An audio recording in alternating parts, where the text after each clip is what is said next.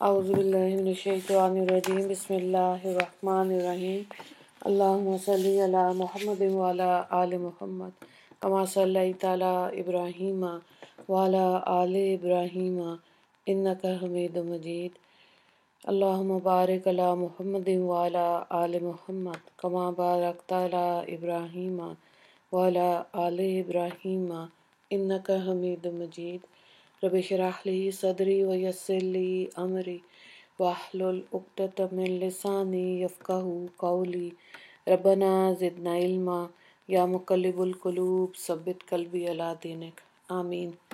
سورہ ابراہیم کا آج ہم لاسٹ رکوع کریں گے اور یہ پارہ نمبر 13 ہے۔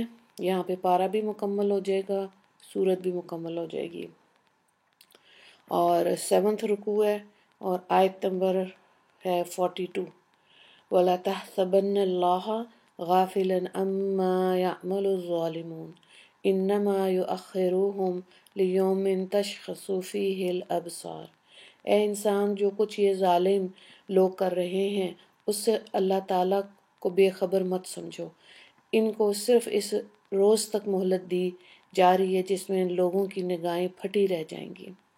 مُہْطِعِينَ مُقْنِعِي رُءُوسِهِمْ لَا يَرْتَدُّ إِلَيْهِمْ طَرْفُهُمْ وَأَفْئِدَتُهُمْ هَوَاءٌ۔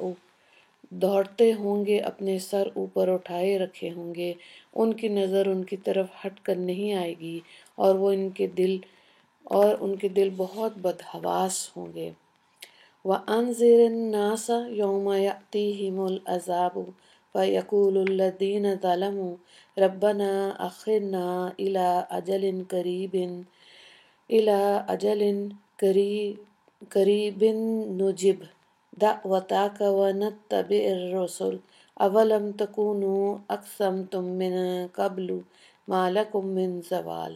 ترجمہ: اور آپ ان لوگوں کو اس دن سے ڈرائیں جس دن ان پر عذاب آ پڑے گا۔ پھر یہ ظالم لوگ کہیں گے کہ اے ہمارے رب، ایک مدت قلیل تک ہم کو مہلت دے دیجئے، ہم آپ کے سب کہنے مان لیں گے اور پیغمبروں کا اتباع کریں گے۔ کیا تم نے اس سے قبل قسمیں نہیں کھائی تھیں؟ کیا تم کو کہیں جانا ہی نہیں ہے، حالانکہ تم ان پہلے لوگوں کے رہنے کی جگہوں میں رہتے تھے۔ وَسَكَنْتُمْ فِي مَسَاكِنِ الَّذِينَ ظَلَمُوا أَنفُسَهُمْ وَتَبَيَّنَ لَكُمْ كَيْفَ فَعَلْنَا بِهِمْ وَضَرَبْنَا لَكُمُ الْأَمْثَالَ۔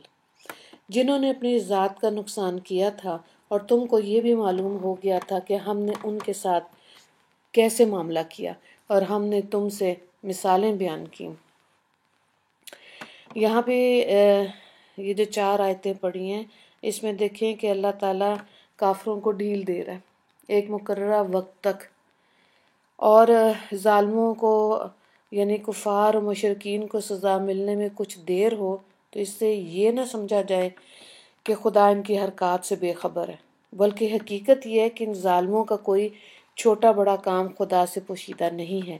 البتہ خدا تعالیٰ کی یہ عادت نہیں کہ مجرم کو فوراً پکڑ کر تباہ کر دے۔ وہ بڑے سے بڑے ظالم کو مہلت دیتا ہے کہ یہ یا تو اپنے جرائم سے باز آ جائیں یا پھر ارتکاب جرم میں اس حد تک پہنچ جائیں کہ قانونی حیثیت سے اس کے مستحق سزا ہونے میں کسی طرح کی کوئی کسر باقی نہ رہے۔ پھر اب دیکھیں کہ یہاں پہ یہ بتایا گیا کہ حشر میں جب حقائق کا انکشاف ہو جائے گا اور غفلت کے پردے ہر طرف کھل جائیں گے تو یہ بد نصیب ظالم عرض کریں گے کہ اللہ، اب ہم نے خوب مزہ چکھ لیا، اب ایک بار پھر ہمیں مہلت حیات عطا کر کے ہمیں دنیا میں بھیج دیجئے، اور اب کی اپنی پوری ذمہ داری اور اطاعت شاری کا ثبوت ہم دیں گے۔ اس کے جواب میں ارشاد ہوگا کہ دنیا میں رہنے کی تمہیں مہلت قلیل تو نہیں ملی بلکہ مدت طویل ملی، پھر تم نے اس سے کیا فائدہ اٹھایا، بلکہ تم نے الٹی قسمیں کھا کر بڑے زور اور دعوے کے ساتھ کہا کرتے تھے کہ یہ حشر نشر کا قصہ سب جھوٹی بات ہے۔ تو یہاں پہ غفلت کی بات آ رہی ہے، یعنی کہ کفار و مشرکی جو غفلت سے انہوں نے اپنی زندگی گزاری ہے اس کے بارے میں اللہ تعالیٰ تنبیہ کر رہے ہیں کہ ابھی بھی وقت ہے۔ اپنے آپ کو جہنم کی آگ سے بچا لو۔ آیت نمبر 46 سے دیکھیں، وَقَدْ مَكَرُوا مَكْرَهُمْ وَعِندَ اللَّهِ مَكْرُهُمْ وَإِنْ كَانَ مَكْرُهُمْ لِتَزُولَ مِنْهُ الْجِبَالُ۔ اور ان لوگوں نے اپنی سی بہت ہی بڑی بڑی تدبیریں کی، ان کی تدبیریں اللہ کے سامنے تھیں، اور واقعی ان کی تدبیریں ایسی تھیں کہ ان سے پہاڑ بھی ٹل جاتے۔ فَلَا تَحْسَبَنَّ اللَّهَ مُخْلِفَ وَعْدِهِ رُسُلَهُ إِنَّ اللَّهَ عَزِيزٌ ذُو انتقام۔ پس اللہ تعالیٰ کو اپنے رسولوں سے وعدہ خلافی کرنے والا نہ سمجھنا، بے شک اللہ تعالیٰ بڑا زبردست پورا بدلہ لینے والا ہے۔ یوم تبدل الارض غیر الارض والسماوات وبرزوا للہ الواحد القہار۔ آیت نمبر 48۔ جس روز دوسری زمین بدل دی جائے گی، اس زمین کے علاوہ اور آسمان بھی، اور سب کے سب ایک زبردست اللہ کے روبرو پیش ہوں گے۔ وَتَرَى الْمُجْرِمِينَ يَوْمَئِذٍ مُقَرَّنِينَ فِي الْأَصْفَادِ۔ اور تو مجرموں کو زنجیروں میں جکڑے ہوئے دیکھو گے، ان کے سرابیلہم من قطران وتغشی وجوہہم النار۔ ان کے کرتے قطران کے ہوں گے اور آگ ان کے چہروں پر لپٹی ہوگی۔ لیجزی اللہ کل نفس ما کسبت ان اللہ سریع الحساب۔ تاکہ اللہ تعالیٰ ہر مجرم کو اس کے کیے کی سزا دے، یقیناً اللہ تعالیٰ بڑی جلد حساب لینے والا ہے۔ آیت نمبر 52 پہ رکوع مکمل ہو رہا ہے۔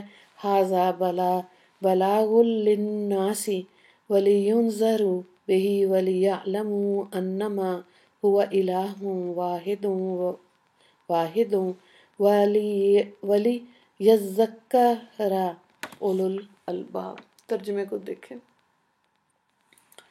یہ قرآن لوگوں کے لیے احکام کو پہنچانا ہے، اور تاکہ اس کے ذریعے سے ڈرائے جائیں، اور تاکہ اس بات کا یقین کر لیں کہ وہی ایک معبود برحق ہے، اور تاکہ دانش مند لوگ نصیحت حاصل کریں۔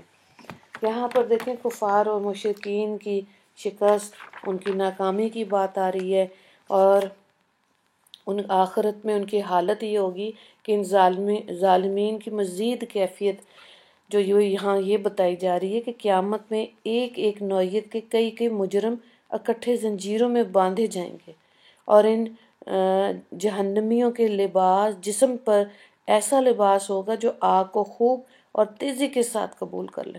اللہ۔ اور جس وقت حساب ہوگا تو پھر دیر نہ لگے گی۔ تمام اولین اور آخرین جن و انس کے ذرے ذرے عمل کا حساب بہت جلد ہو جائے گا، کیونکہ نہ خدا پر کوئی چیز مخفی ہے، نہ اس کو ایک شان دوسری شان سے مشغول کرتی ہے۔ اور مفسرین نے اس آیت میں 2 قول لیے، کیونکہ زمین اور آسمان کی تبدیلی کی بات آ رہی ہے۔ تو پہلا قول تو یہ کہ آیت میں تبدیلی صفات مراد ہے، یعنی اصل زمین اور آسمان تو رہیں گے، مگر ان کی حالت اور صفت بدل دی جائے گی۔ زمین کے پہاڑ اور ٹیلے برابر کر کے تمام زمین ایک ہموار میدان بنا دی جائے گی، اور زمین پر کسی درخت، مکان یا اونچ نیچ کا نشان باقی نہیں رہے گا۔ دوسرا قول یہ ہے کہ زمین اور آسمان کی ذات میں تغیر اور تبدیلی ہوگی، یعنی ایک اصل زمین اور آسمان ہی بدل دیے جائیں گے، اور نئی زمین نیا آسمان پیدا کر دیا جائے گا، اور وہ نئی زمین چاند کی طرح سفید ہوگی، جس پر اللہ کی کوئی معصیت نہیں کی گئی ہوگی۔ واللہ عالم بالصواب۔ 2 سوالات ہیں آپ کے رکوع کے۔ پہلا سوال ہے آیت نمبر 42، کافروں پر اللہ تعالیٰ کیوں ڈھیل دیتا ہے؟ دوسرا سوال ہے آیت نمبر 49 سے 51، روز قیامت مجرموں کی کیا حالت ہوگی؟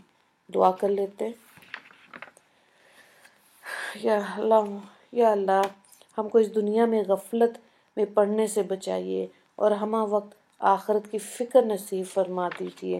یا اللہ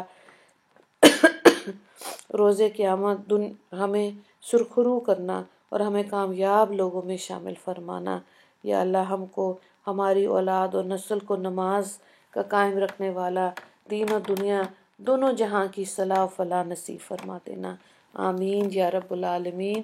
وآخر دعوانا ان الحمد للہ رب العالمین۔ اللہم اغفر لی مسلمین والمسلمات والمؤمنین والمؤمنات۔ السلام علیکم ورحمۃ اللہ وبرکاتہ۔